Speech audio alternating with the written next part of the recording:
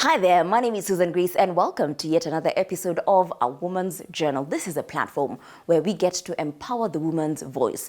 Now, the lady whose story I'm about to share with you is an amazing lady who's having a huge impact in the society by donating breast milk to mothers who are not able to produce enough breast milk for their children. She doesn't just stop there. She's going the extra mile to see how places of work can also embrace this narrative of having a little corner for mothers where they can go breastfeed or pump milk, and also seeing how the government can actually consider having breast milk donation centers for those mothers who have excess milk to donate to people. Where can they take it? My name is Susan Grace. Let's have a look at this story.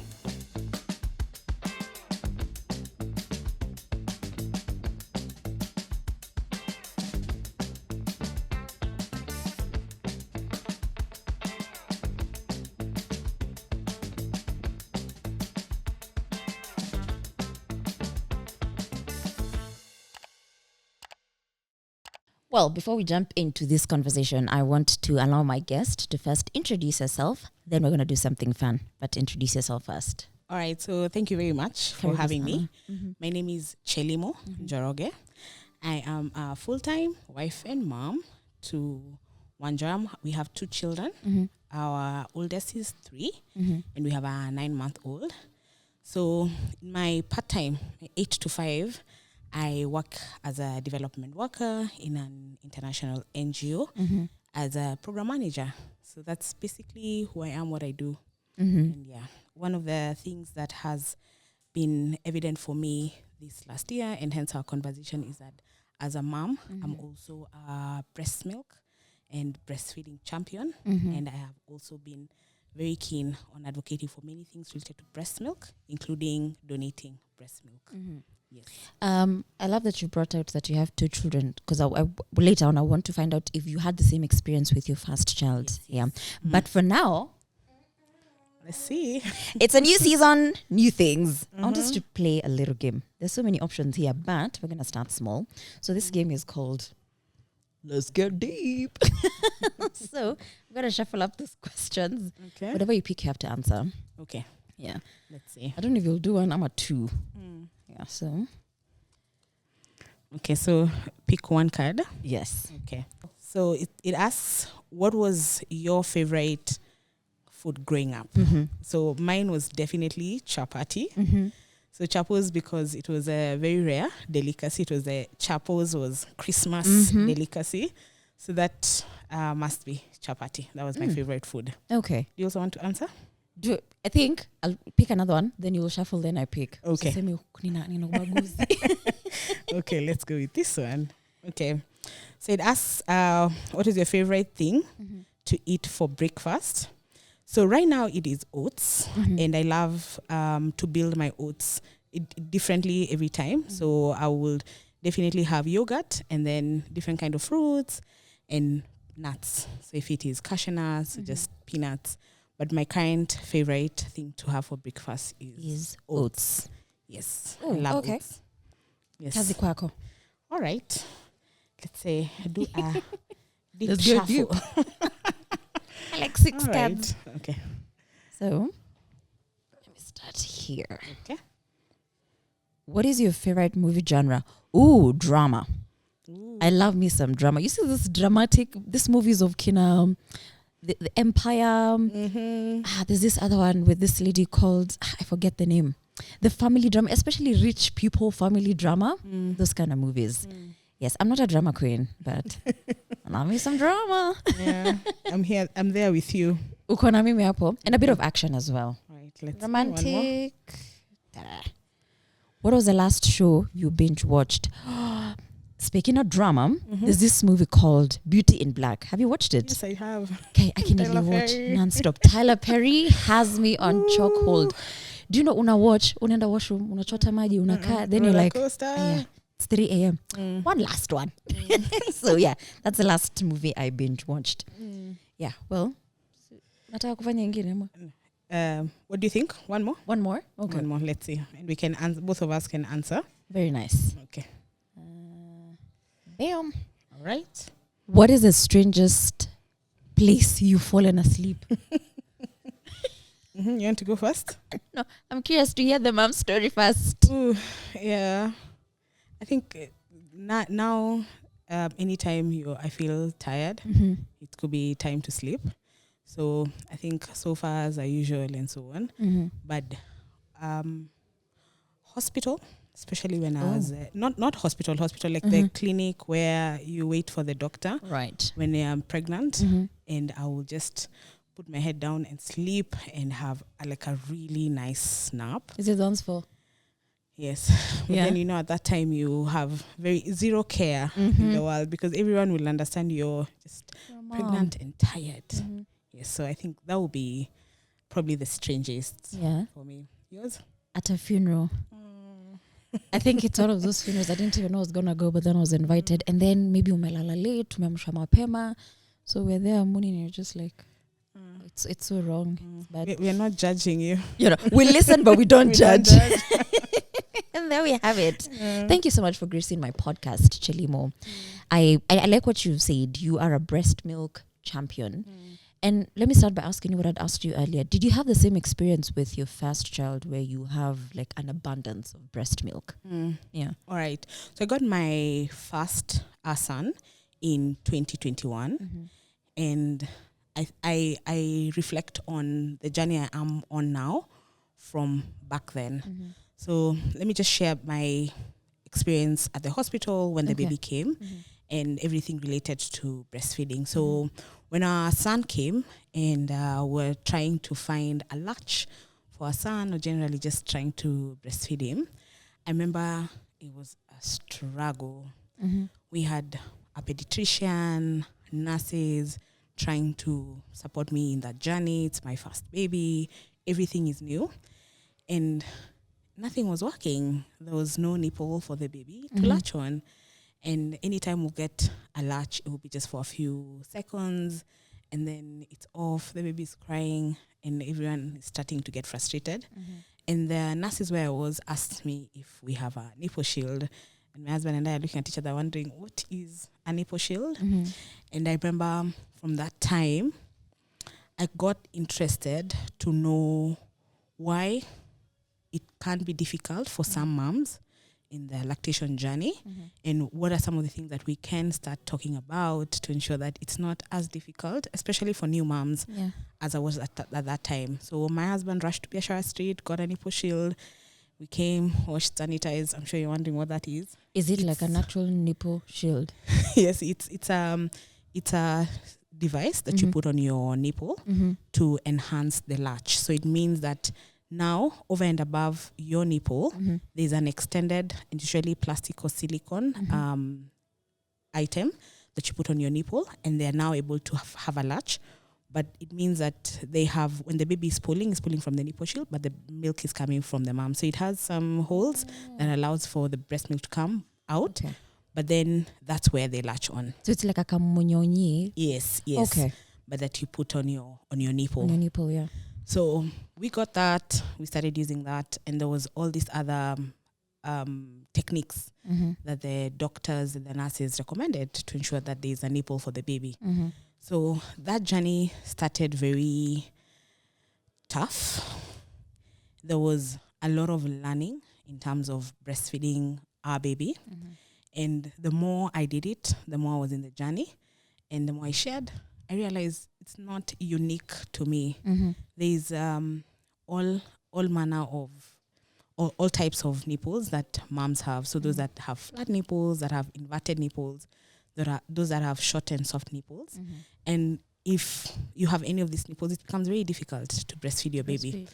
So I started my journey, both using the nipple shield, but also pumping to ensure that the nipple comes out. So the action of pumping allows for the nipple to come out. So that's how I started my pumping journey. With my son, I only pumped once a day, and I had a lot of breast milk continually. So for those that will understand the math, I will have up to 800 ml in one sitting, which is a lot of, it's close to a liter of breast milk. Wow. And that was just in the morning, because we'll give him the bottle at night, and then I will express in the morning. And at that time, I donated to one person. It was a very close friend of mine. She's still a very close friend of mine. and as a son close to age to my son. So I didn't know I was donating in that way, because this is a very close friend. We have children the same age. So all the extra breast milk that I will have will get a cooler box, take to her house whenever she visits. She'll get a cooler box full and take to her house. And at that time, we had to buy a deep freezer because there was a lot of breast milk, and my son drank breast milk for 2 years, even when I had stopped pumping probably 6 months before that. So that's how the journey started. And I moved on. I didn't think much about it until I got my daughter.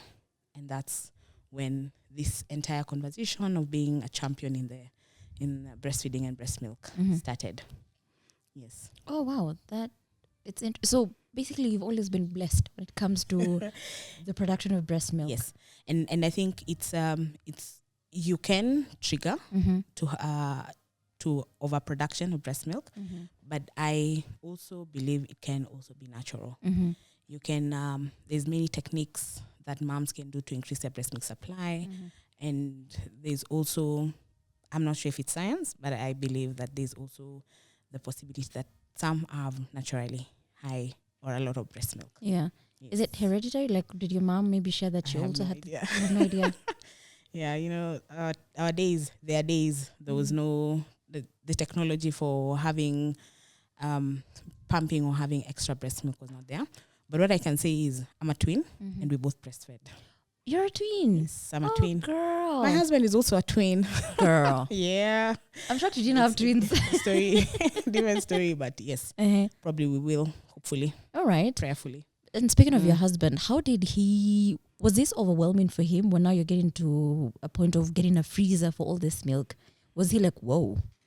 I think it was a woe for both of us. Yeah. Because we were both new parents. We did not know much about breastfeeding or even generally childcare. We learned a lot on just our journey directly.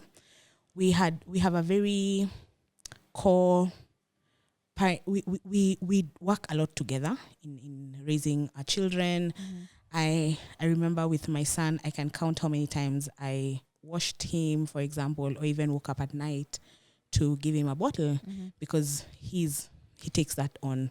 So nothing surprised him solely. Okay. We grew. You're in it together. Yes. And what happens with also breast milk, it's not 800 ml at the beginning. No, it's a very steady process. Yeah. So I will start with my daughter now. I think I started with about 5 ml, and now it's quite high, probably 1.8 to 2 liters a day. But it starts very progressively. So I think we grew into the journey together, and we're both in it. He's very involved in our children, and that has allowed also my breastfeeding journey not to feel like a huge burden. Yeah. I love that. Yeah. There's a clip I saw on your TikTok where you're bathing your baby with breast milk. And I'm like, Yani, Chelimo is so spoiled for choice. She even has the option of bathing. But you had captioned it that it has some benefits to a child's skin. Yes, it Talk does. to me about it. It does. So for most moms, they will know this. Anytime a baby has a rash on their face, if it is some slight eczema or just a condition on their skin, on their face, they will be recommended to just apply some breast milk on that part of the baby's face or whatever part of the body, and it generally clears out. It's the same whenever a mom is breastfeeding and they have nipple sore and it's hurting to breastfeed. It's the same thing. It will be recommended to just apply some breast milk. It has its own curing enzymes biologically. So it's similar. So my journey has allowed me to do a lot of research regarding breast milk. And that also shows that whenever you have your baby is having a condition externally on their skin, you can consider doing a milk bath. So just a normal bath with breast milk and wash your baby. You don't need soap. You don't need to rinse them, just that. And you will see that the condition clears out. We have experienced it. We, however, don't use fresh milk at any time. any milk that is remaining from their feed is what we will put together during the day, and then we'll use that for her milk bath. We do that almost all the time. Oh. And she has perfect skin. I'm sure Skincare. I can a skincare routine already. Yes. I'm sure there's somebody who's gonna wonder, does that also work for adults? Like, is breast milk also? I'm keen not to say a lot about it. Yeah. But I have some of people will visit me and they will try Botox, and they say it works. But I've seen also some content creators share about that. But I am no medical profession. Yes, but I know. Good. But I know it definitely has some benefits on the skin, just the same way I've explained on how it works to just repair skin different ways. So now you're in a space where you get a lot of DMs and a lot of requests from moms. How does that feel? Well, so I was sharing with you earlier. I started this journey about 9 months ago. So my daughter was born in March, and the middle of 17th March. My producer is born on the 4th. I'm sure he was like, we have a lot of March babies. You guys are marching out of this year. You know? So when we were just maternity leave, it's just me and the baby most of the time.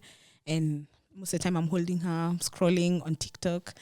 I found a lot of content that I was relating to was done by predominantly Western people. So it was a lot of white content creators, some black, but then there would be either in the US or in Europe. And there was almost no content creator that was talking about breastfeeding, the challenges of breastfeeding, the conversations around breast milk that looked like me.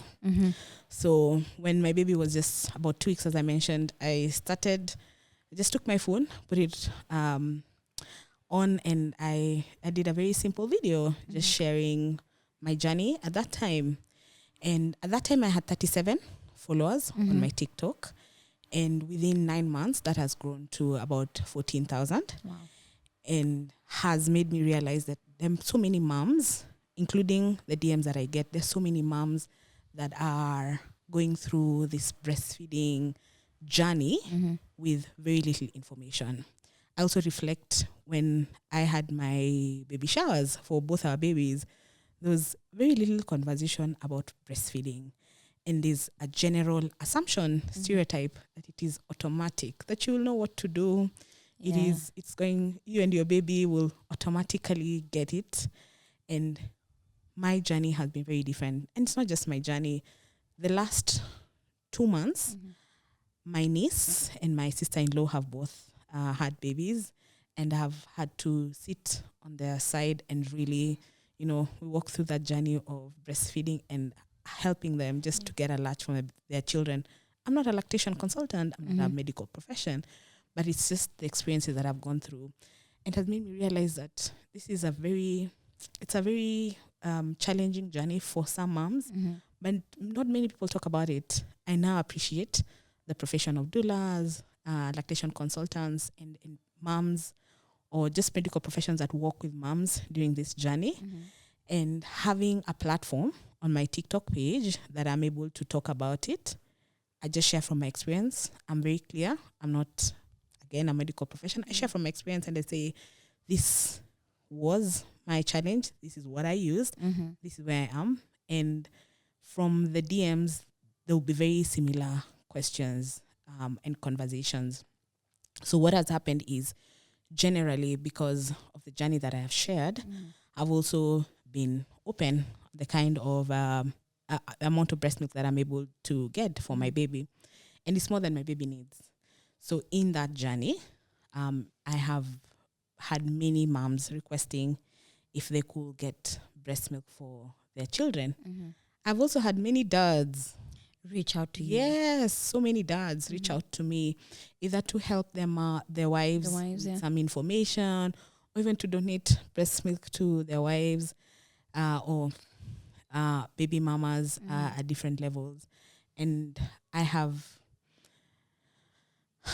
been really energized to know that what I'm doing, what I'm sharing, it might not be for everyone.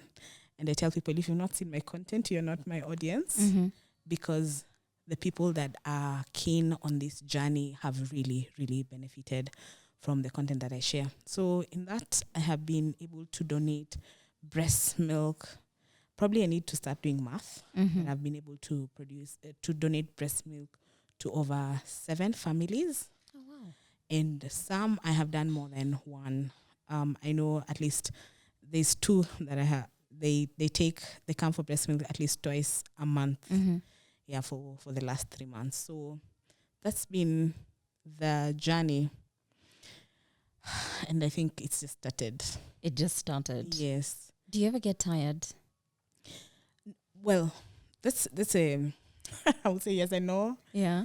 So one of the things that I've been sharing with moms, and especially because we are in a generation where there are many alternatives to food for the baby.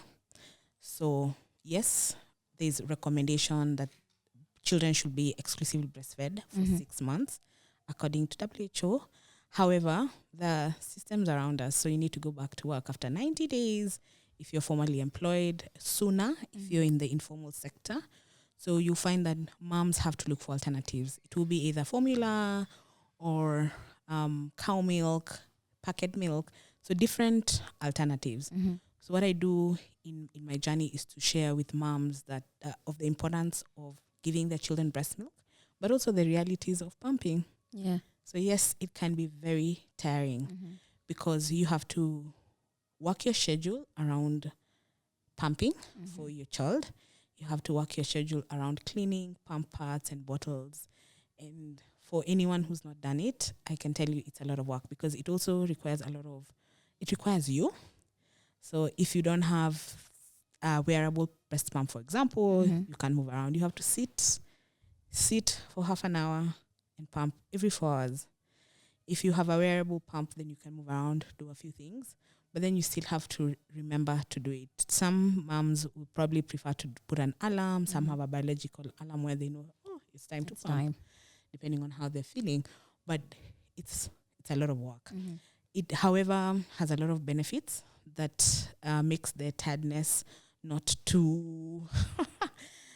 it's not to be the focus because then at the end of the day, my baby's getting breast milk. At the end of the day, my baby's getting all the nutrients that they need in these formative stages, that there will be a kahoma in the near future is not something that will put them down because they have received the nutrients that they need. And I do a lot of advocacy around breastfeeding and why it's important to give children breast milk because I have seen the benefits with my children, but I've also read science says there's nothing that can beat breast milk and the content of breast milk. So there's all these advantages, but then it also doesn't come with challenges. But then the benefit, the long-term benefit outweighs the challenges that could be.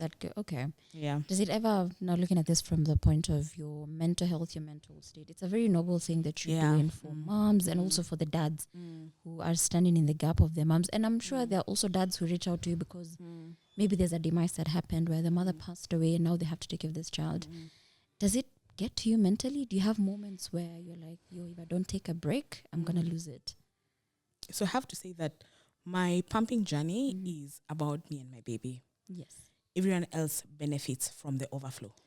Okay. I love So what that has done is that I'm not thinking I need to fill my freezer to donate to other people. No. I'm doing it because I want my baby to have breast milk and not just now, that even when I saw, because after 1 year, I'm done with pumping. I had said I'll do that after 6 months, I'm done.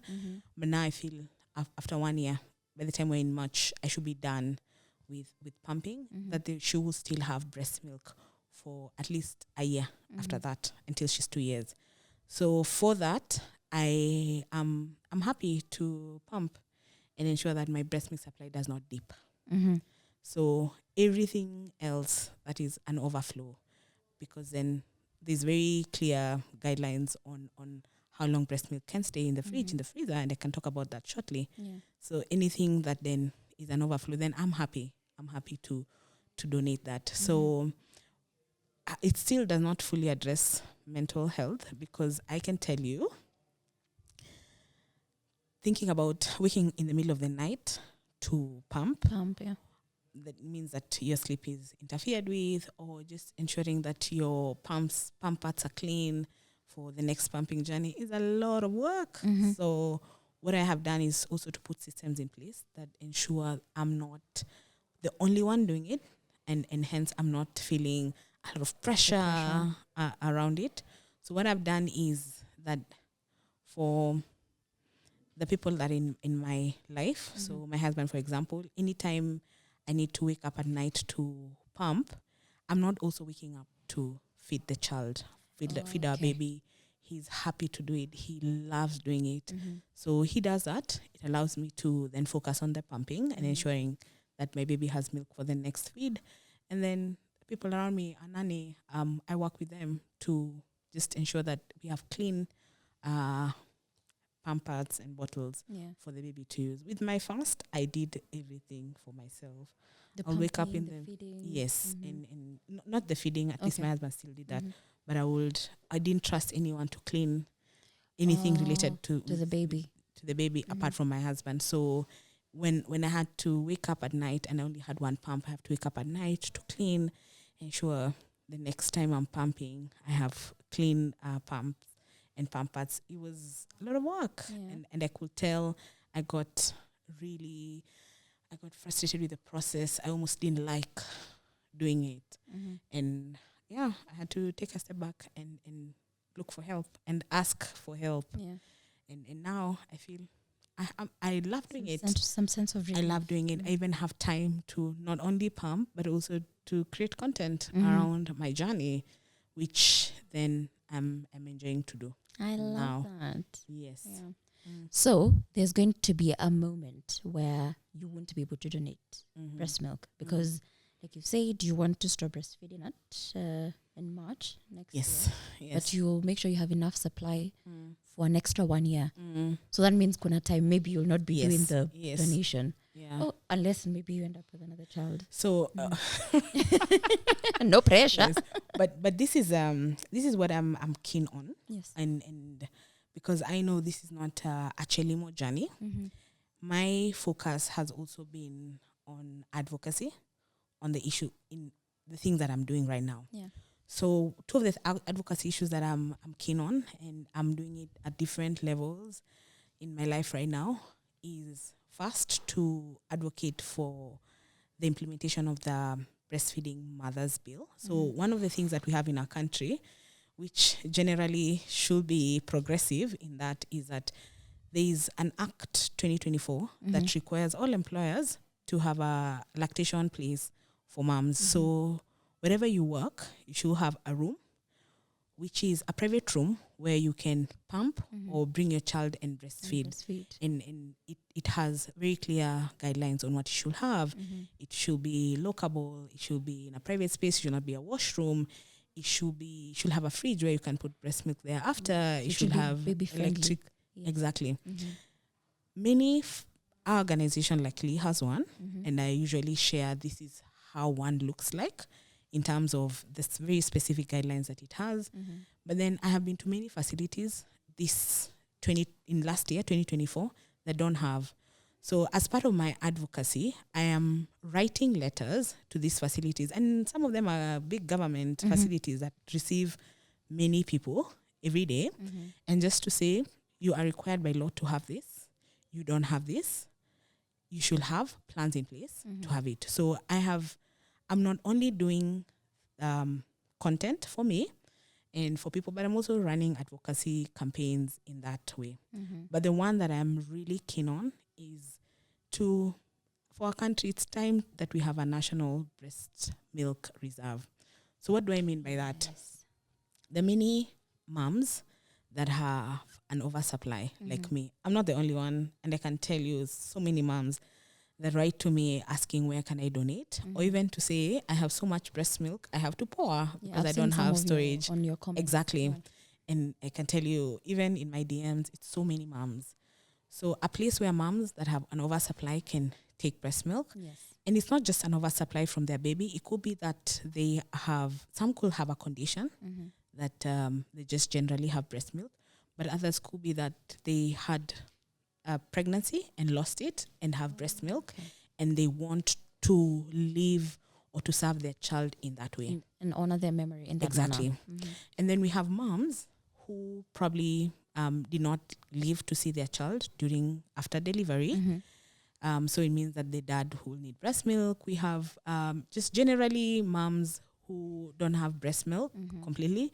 It's only 5% of moms that might not have breast milk completely, but we also have a number that have a low supply of breast milk.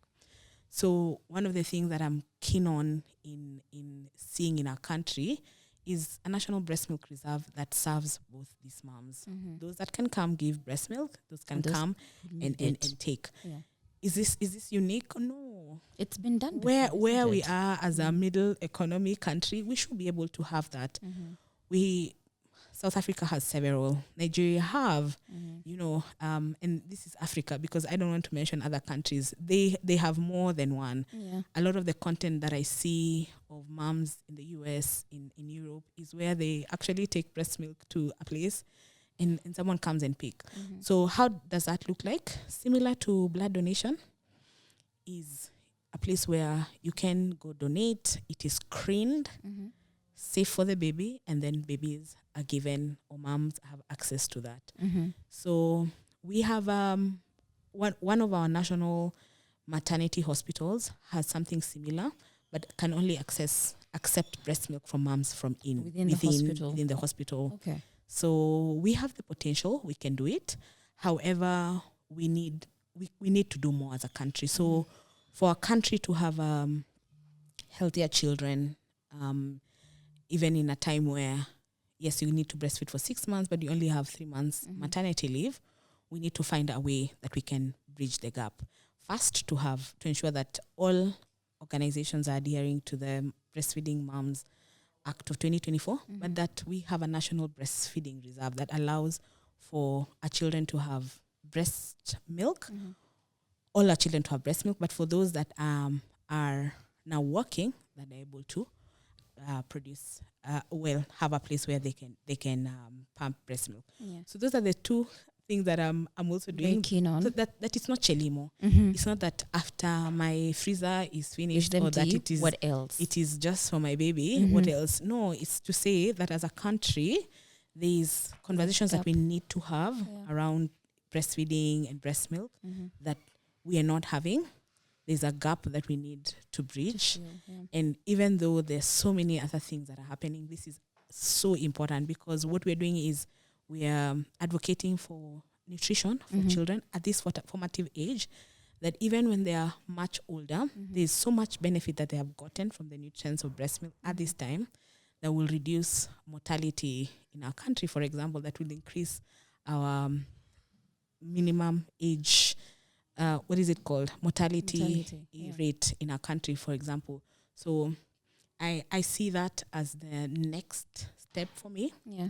I'm already doing it right now, but I'm keen on finding people that I can work with in this journey. And I love that because now later on I was going to ask you, what are you hoping your breastfeeding journey, the impact it will leave behind? And I like that you've already answered that.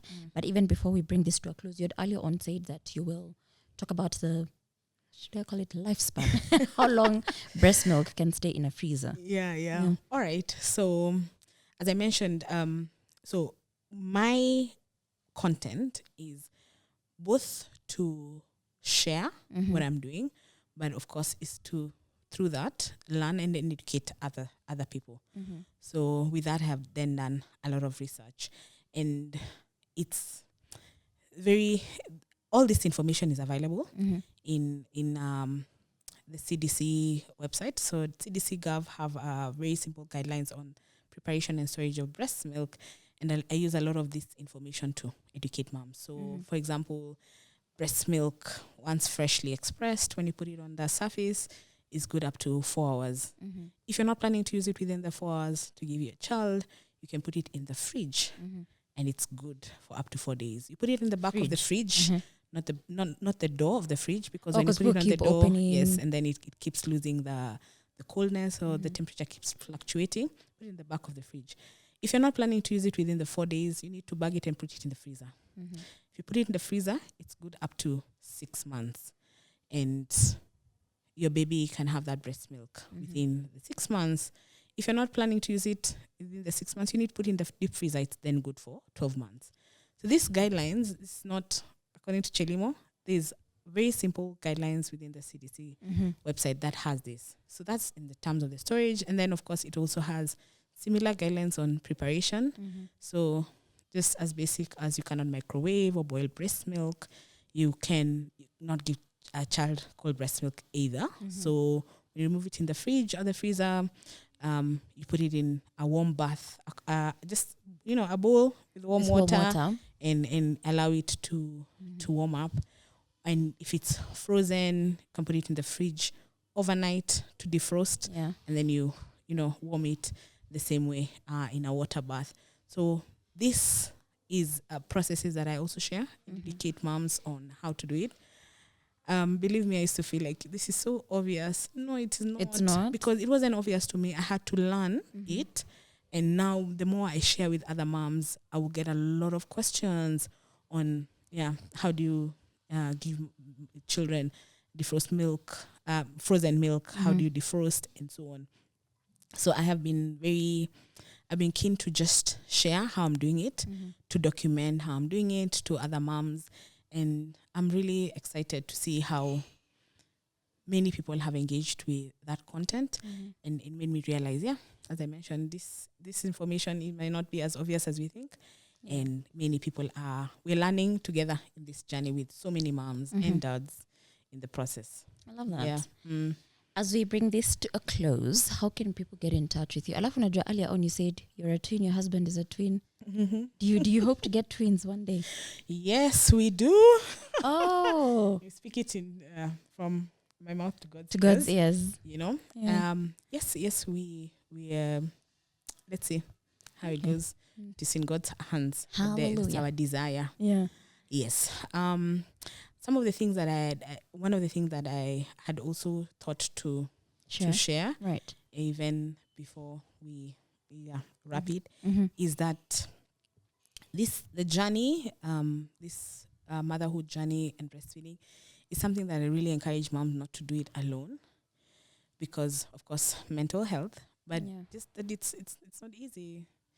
Find support system around you. I currently don't breastfeed my baby. I am an exclusively pumping mom. Our baby is exclusively on the bottle, and it's just because of our journey.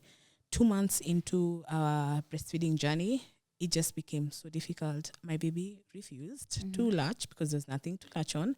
Even when we use the nipple shield, we're pumping, trying to find a nipple, it just didn't work. And many times the two of us will be crying. And the support system around us will just really encourage us. And my husband would say, what is important is that my baby feeds. And it made me feel so inadequate as a mom, because this is the one thing I should be able to do for my baby. Yes. Even till now, whenever we go to church and in the creche and the baby cries, the mom just removes the boob and gives the baby. I just feel, a kawaru, because I can't do that. And we keep trying every time we have a chance. We keep trying and see if she will breastfeed. And if she just does not recognize, she will prefer to take the bottle. And I have to, the reason I share this is to also share with other moms that I'm not a bad mom because my baby takes the bottle. Because what is important is that I'm doing what I need to do as a mom for our baby. You can make different decisions for your baby. You'll be required to make different decisions that other people do not. Tough ones. Yes, that other people judge you harshly for it.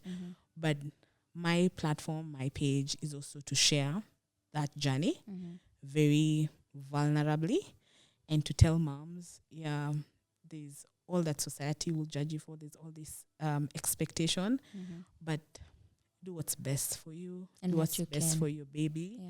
And anytime I try and explain to people how much we tried, how much tears we had to shed in this journey, and just letting go and saying what is important is for our baby to feed, because we worked with lactation consultants.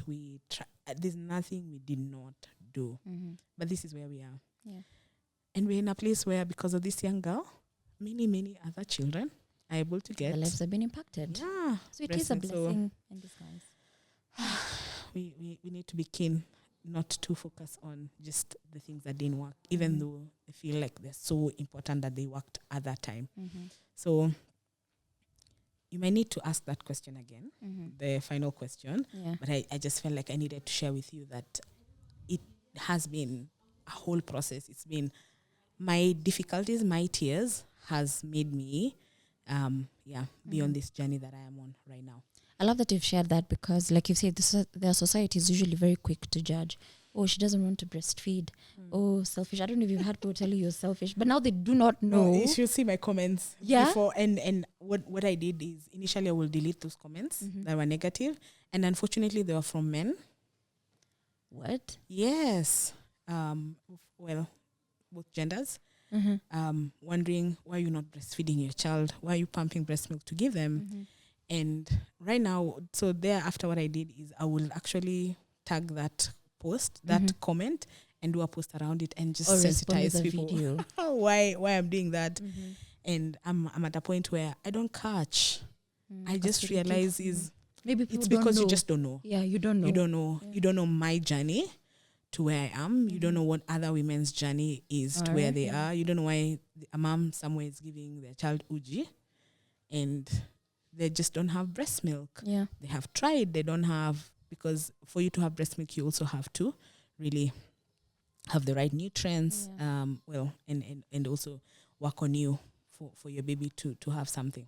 Yeah, it's good that you've shared. So now let's cut them some slack. If you want to breastfeed for the rest, let people mother the best way they can. Yeah. And not shame them. Support them if you can. Yeah, the question I'd asked you is how people can get in touch with you. Yes. Whether it's in terms of pushing the agenda that you have or mothers collaborating with you, whichever. How can people get in touch with you? So generally, Chelimo Njoroge on TikTok, on Instagram. If you want to work together on the advocacy issues that I mentioned, please chat me on Instagram. TikTok there's a lot of messages and a lot of conversations that happen on TikTok, and we can miss that. But chat me on Instagram, and we can have time to reflect on the journey that we can walk with together. And I will also say, if you're a mom and you're an oversupplier or you're an undersupplier, there's so much that I've shared around that, or things that we can do together. So find a way to also bridge the gap or to work on you. I also talk a lot about how you can increase breast milk supply. That's one of the main content that I do. And I ask mom, take enough fluids, take enough calories, pump. The more you remove breast milk, the more your body then produces breast milk. And I talk about all these things. And why I do this is just to really encourage moms. Don't drop that ball in terms of breastfeeding your child, in terms of providing breast milk for your child. And whatever you can do, let's keep doing it. Keep doing it, because, again, moms are doing a great job. And I want moms to know that whatever is happening, and you're trying to ensure that everything is working, you're taking care of everyone, that you are doing an excellent job. Keep at it. Thank you. Mothering is a task, isn't it? Ooh, yeah, and that's why I started by saying I'm a full-time mom and wife, because that takes your entire energy and time. Yeah. And interesting. I love it. Chelimo Njoroge, ladies and gentlemen, as we bring this to a close, do you prefer texts, calls, or video chat? Wow. I currently prefer calls. Yes, because it takes a lot of time to chat. Yeah. And yes, if especially a place where we want to connect, especially with my family, we do a lot of video calls. Oh, okay. Yes. I'm not so big on video calls. If it can be texted, you don't have to call. Yeah. Okay. Thank you so much, Chelimo. Thank you very much for having me. An amazing guest. You're welcome. Yes. And you're very beautiful, gorgeous. I love your skin. Thank you. Kuna skincare routine ambayo utaniambia kando? Niko na skincare routine. Na zile ya breast milk. No. Yeah, breast milk, but very, very simple. I like to keep it simple and natural. I love it. Yeah. Thank you for gracing my podcast. Thank you for having me. Yeah. I'll keep seeing you kwa mitandao. Yeah. Yeah, I'm really glad that you see this conversation relevant Yeah. to other moms. Yeah. So And I'm very happy to passionate be about here. women. So I don't know. We'll chat. We'll probably see what we can do for moms, Yes. new moms, Yes, yes, and yes. the breastfeeding journey. Yes. Yeah. Mungu akubariki Alright. sana. So thank you very much. Yay. Chelimo Njoroge out as a breastfeeding breast milk champion. Come on, girl. And that's on period. Mic drop. Yeah. All right. See you on the next episode of A Woman's Journal.